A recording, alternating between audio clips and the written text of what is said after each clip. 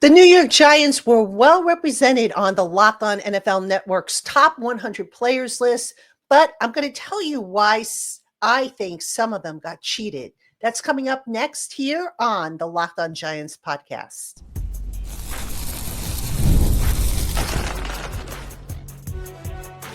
You are Locked On Giants, your daily New York Giants podcast, part of the Locked On Podcast Network, your team every day. Hello, New York Giant fans, and welcome to another edition of the Locked On Giants podcast, part of the Locked On Podcast family, your team every day. I'm your host, Patricia Train, a credential member of the New York Giants media for Locked On, as well as for New York Giants on SI, which is where you can find all of my written work. And as always, we welcome on in our Blue Crew community members, our everydayers, our newcomers, and everybody in between. Thank you so much for spending part of your day with us here on the Locked On Giants podcast. And for those of you who are making us your first listen of the day, we thank you for that as well. It is appreciated. All right, today's episode of Locked On Giants is brought to you by FanDuel. Right now, new customers can get $150 in bonus bets when your first $5 bet wins. Visit FanDuel.com today to get started. All right, Giant fans, on today's Locked On Giants podcast, I talked about it a little bit yesterday, but here it is. The Locked On NFL Network is out with its top 100 players of the NFL ahead of the 2025 season. There were some stunning developments, in particular for the Giants. So I'm going to give you an overview. I'll start off with a little overview of the entire list. I'm not going to go through the entire list, but I just have a few takeaways that I'll go through with you. Then we'll take a look at the Giants and how they placed. And then I'm going to tell you why I think one Giant got snubbed. He was completely left off the list. And, you know, there's a reason why I'm not a big fan of these lists, if I'm being honest with you, because not everybody looks at the criteria or votes the same way. But here it is. The list is here. And quite honestly, I have to say that the Locked On NFL Network host did a pretty good job at this. I mean, I think the production is really good. And you can see the entire program, by the way, on Locked On NFL. It's on YouTube or wherever you get your podcast. So do check that out. All right, let's go through this. We're going to start off with some highlights and lowlights from the top 100. Now, the way it worked was we were asked to submit, we being the Locked On NFL hosts, we were asked to submit a list of who we thought should be on the list. Okay. So in my case, I submitted 5 names that I thought should have made the list. Of those 5 names, 4 made it. Okay. So the 4, and I'll get into that in a little bit, but I will say this. The Giants were one of 8 teams that did have 4 players on the list. The leaders, as you can imagine, were the Eagles, who had 7 players, and then they were followed by the Lions, who had 6. The position breakdowns, just to kind of give you a little hint as to which Giants made it, there were 15 wide receivers that made the list. Okay. That was the highest number of position, or that position group was the highest represented on the list. There were 10 edge rushers that made the list. That was the second highest.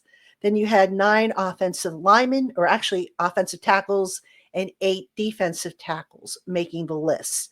All right. Now, the top 10, I will show you the top 10 because quite honestly, I think they got the top 10 right. I had no problem with that. So let me go ahead and call that up for you. Okay, you can see the top 10 here. Those of you listening on our audio platforms, the top 10 were quarterback Lamar Jackson of the Ravens. Patrick Mahomes, quarterback of the Chiefs, was number 2. Josh Allen of the Bills, quarterback, number 3. Myles Garrett, edge from the Cleveland Browns, number 4. Quarterback Joe Burrow, number 5 from the Bengals. Wide receiver Justin Jefferson was number 6. Receiver Jamar Chase, number 7 from the Bengals.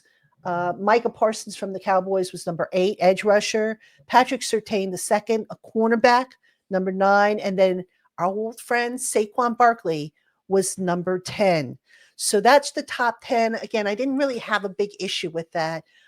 Interesting that it was all mostly quarterbacks and receivers that made it, but that was kind of to be expected. Um, Now, as far as the criteria that we were given in selecting these lists, it could have been any player. So it could have been a veteran, it could have been a rookie.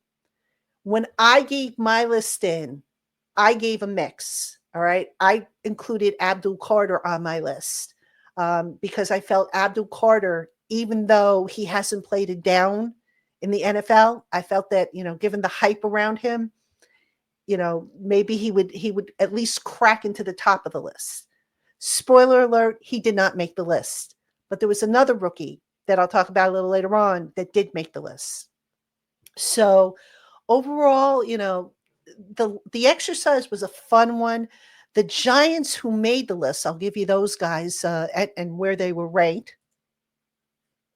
So we had Sexy Dexy, Dexter Lawrence, ranked number 33. Brian Burns, edge rusher, ranked number 73. And then these two, well, there was a surprise in these last two here. Andrew Thomas made the list at 91, and Malik Neighbors made the list at 92. Now, if I were looking at this list and saying, okay, if I had to jumble the list around and move, say, for example, Neighbors to a different spot, I might move Neighbors and flip them. I actually, what I would do is I would have Lawrence at 33. I would probably put Neighbors at 73, even though I think that's still a little too low for him. Then I would do Burns and Thomas is how I would play it out if I were reordering it for the final list. But when we look at it in the next segment, we're going to take a look at how they stack up with some of their competition or their contemporaries at their different positions. You're going to find that some of these guys probably should have been ranked a little higher. Some of them shouldn't have been ranked as high.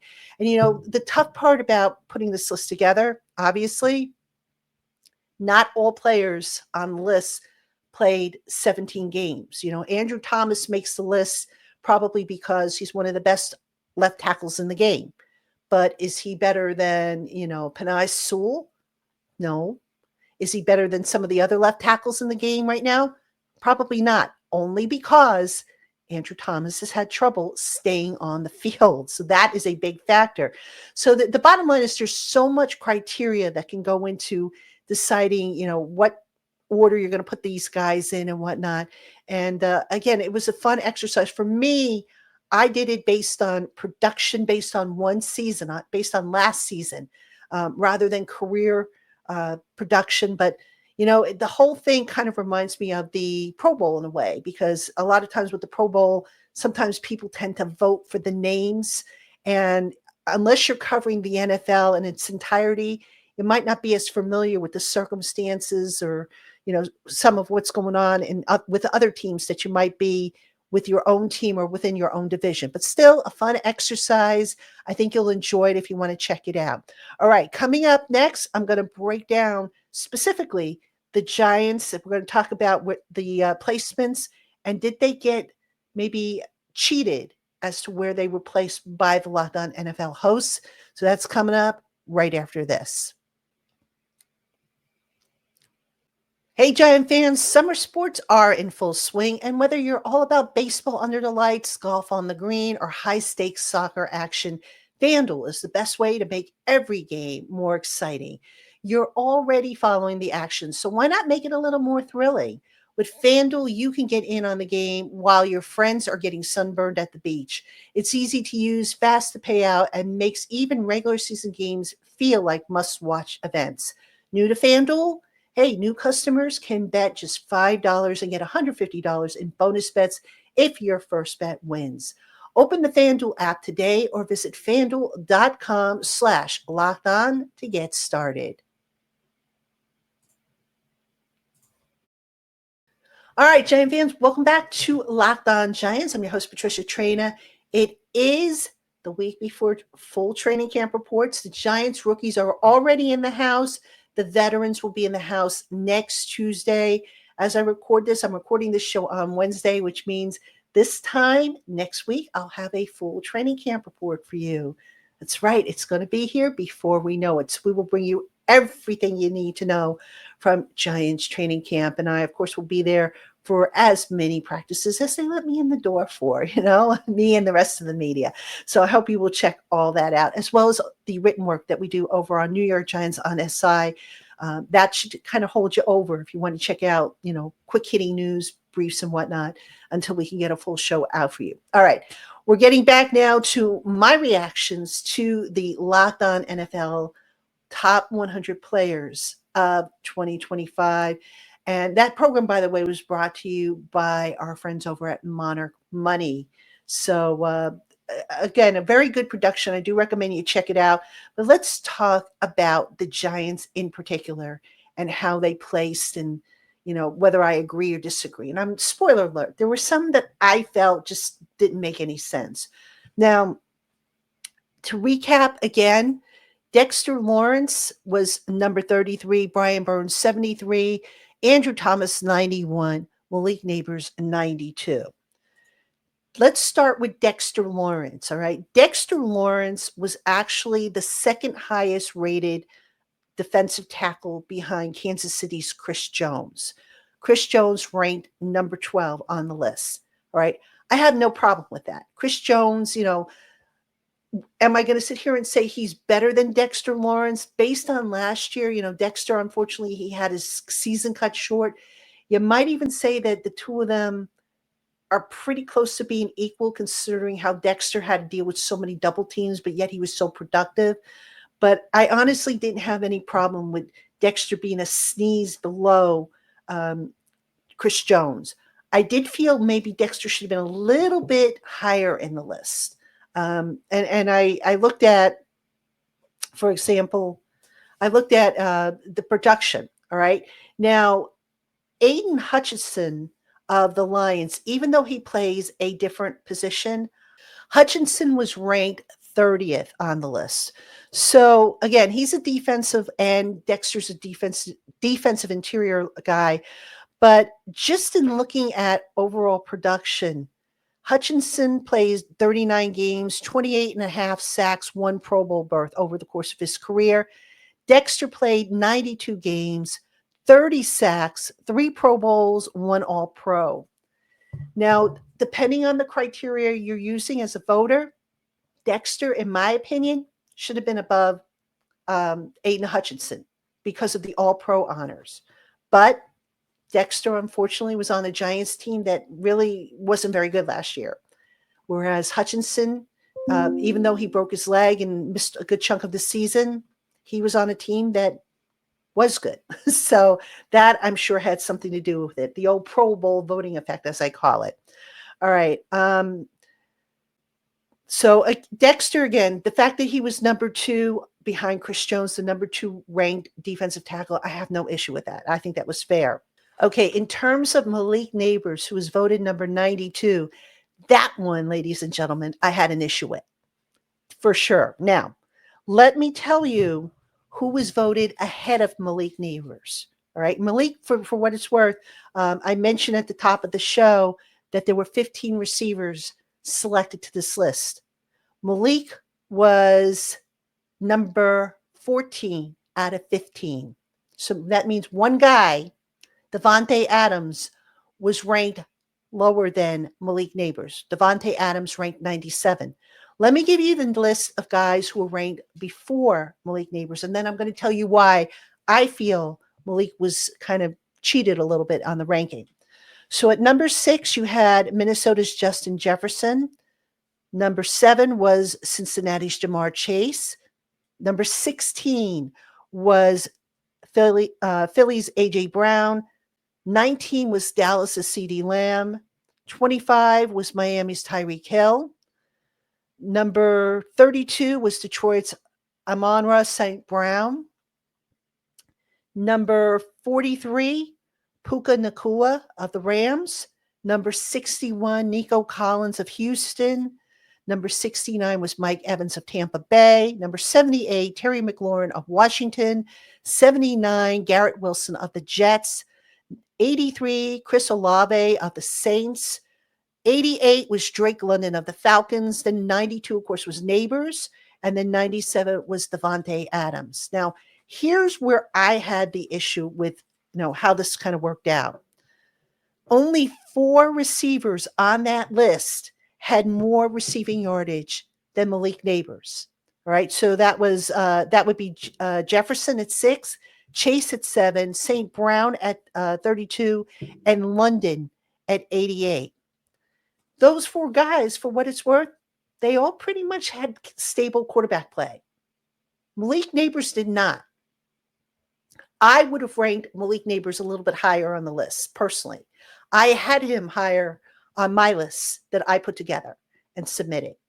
But again, the Giants, they just didn't do very well last year. So I think it was reflected in the rankings. I really believe that. But that being said, now that the Giants hopefully have some stable quarterback play on their team at long last, maybe next year when we do this again, maybe Malik Neighbors ranks a lot higher, maybe 30, 35 spots jumping up. Who knows? But I felt that Neighbors should have been ranked higher. Now, I'd be interested in knowing what you guys think. Do you agree with me that Neighbors should have been higher, given what I just told you about, the receivers that had more yardage than him while these other guys didn't? Given that Neighbors did what he did despite not having good quarterback play, this was the one development on this list, if I'm being honest with you, that I just totally disagree with. I completely disagree with. I mean, I can make justifications for how the rest of the Giants on this list ranked, not for Neighbors. I felt Neighbors got cheated. All right. So that being said, and by the way, I want to mention a couple of other things before I move on to the next round. All of the receivers that I mentioned that ranked above Malik Neighbors in terms of yardage, they all had fewer drops than he did, with the exception of Chase. All right. So maybe that was a factor. I don't know. And then, contested catch rate, Jefferson, London, and Brown were better than Malik Neighbors. So who knows? Maybe that's what went into this decision. I think it was a result of the Giants just not being very good last year. But let's give credits where credit's due. Malik Neighbors, all things considered, given the quarterback play that he had to deal with, he was pretty damn good last year. All right, let's call it what it is. He's going to be even better. If he stays healthy, he's going to be even better. And I'm not afraid to put that on the record. He will be better this year with stable quarterback play and if he stays healthy. All right. Now, I want to talk real quick about Andrew Thomas and his placement on this list. Andrew Thomas, I submitted him as a suggestion because push comes to shove, he is the best offensive lineman that the Giants have. There's no two ways about it. So I felt he should have been on the list of candidates that I nominated. Andrew Thomas, out of the 80 offensive tackles that qualified with a minimum of 260 pass box snaps, he gave up 16 quarterback pressures, which was the 13th fewest of those 80 qualifying tackles. So, yeah, I think Andrew Thomas belonged on the list. I think it is very possible that Andrew Thomas ranked at the bottom of the list. I think he was the last offensive tackle ranked because of the injury issues. So Andrew Thomas, if he can stay healthy, there's no reason to think that he won't rise up the list. Stay healthy, get back to being the guy that you were prior to these last 2 seasons when these injuries started cutting into your time and eating away at your availability. So that's really the biggest problem for Andrew Thomas, I think, going forward. All right, coming up next, who was snubbed off the list? Well, I'm going to tell you right after this.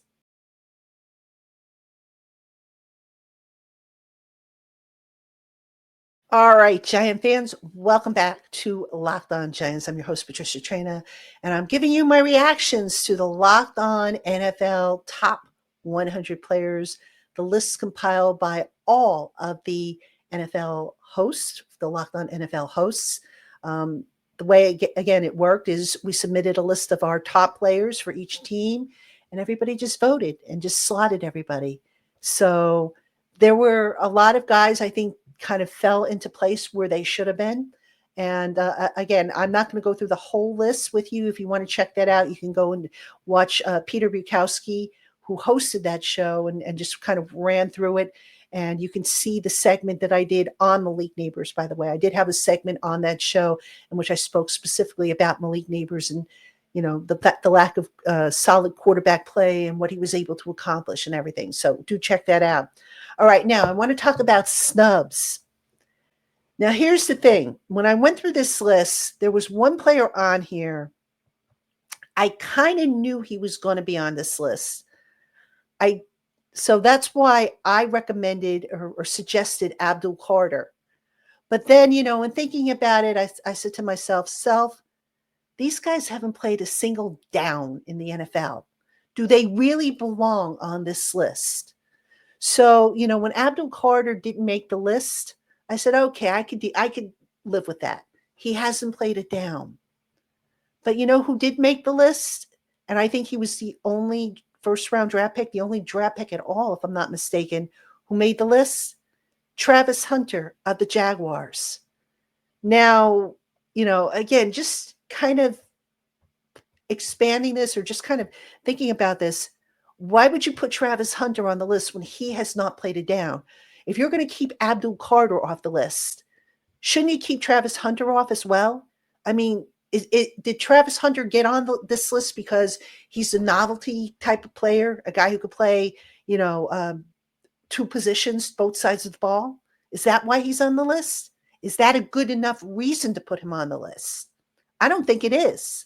I really don't. If I'm being honest with you, I don't think it is. And no, that's not me being jealous. That's just me being honest and blunt. Okay. Again, personally, I would not have put any rookie on the list because they have not played a down. But if you're going to say, okay, based on potential, who are you going to put on the list? How do you not include Abdul Carter? All right. I don't get that. Is it because, he doesn't play both sides of the ball? Or, as one person told me, well, he's not, he only plays one position. No, he doesn't. He can play off ball and he can play edge. Technically, that's two positions. All right. Whereas Travis Hunter, wide receiver and cornerback. That's two positions. So I'm sorry. That argument doesn't fly with me. It just doesn't. And I've got to say, you either keep all the rookies off the list or you open it up and you say, okay, based on potential, why not have this guy on the list, or why not have these guys on the list? And I just found it, I feel, and I don't want to diss Travis Hunter because I do think Travis Hunter is a phenomenal player. I can't wait to see the highlight reels that he generates, but he hasn't done anything in the NFL. Neither has Abdul Carter. The potential's there. The potential is exciting, but talk to me when you have taken snaps in the NFL and actually shown that you can live up to it. The spring football practices that we just finished up, great. I mean, if you've been tuned into this show, I've been raving about Abdul Carter, the first quick step and all that stuff. But I've also told you, take what what I'm reporting and what everybody else is reporting with a grain of salt because the offensive line couldn't fully block him. There was no contact allowed. So how is he going to deal with, being blocked? Same thing with Travis Hunter. How is he going to deal with as a receiver when cornerbacks start bumping him and jamming him at the line? How is he going to deal with, with receivers who are maybe a little bigger or more physical than him when he plays cornerback? So these are all questions that I feel still need to be answered. And, I only mentioned that Abdul Carter was snubbed because Travis Hunter made the list. Again, I would have kept both of them off if it were up to me, but I was just one vote. So it is what it is. So that being said, I did want to show you just real quick, since I showed you the beginning part of the list, the top 10, for those of you who are maybe wondering about the bottom 10, of which the Giants are represented. No surprise, right? Since the Giants were at the bottom of the league last year with the records. All right, so here's the bottom 10 of the list for those of you who are wondering. So again, Andrew Thomas, 91. Malik Neighbors was 92. of the court. 93 was Dak Prescott of the Cowboys.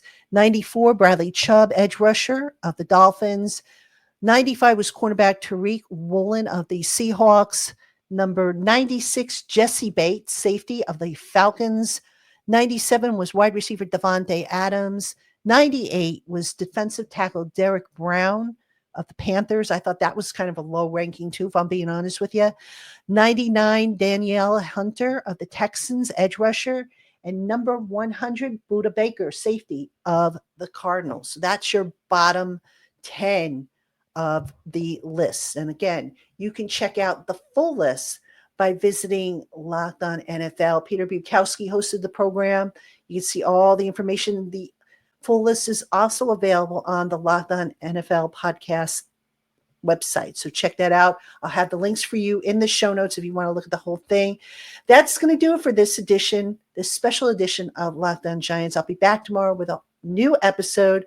We'll get back on track about the Giants who next Tuesday, the full squad reports to training camp. It's going to be exciting. There's going to be a lot to talk about. We'll talk about questions, storylines. We'll kind of open things up a little bit. What I'm hearing, all good stuff coming for you on the Locked On Giants podcast. So thank you so much for spending part of your day with me here. And I'll see you tomorrow, Giant fans.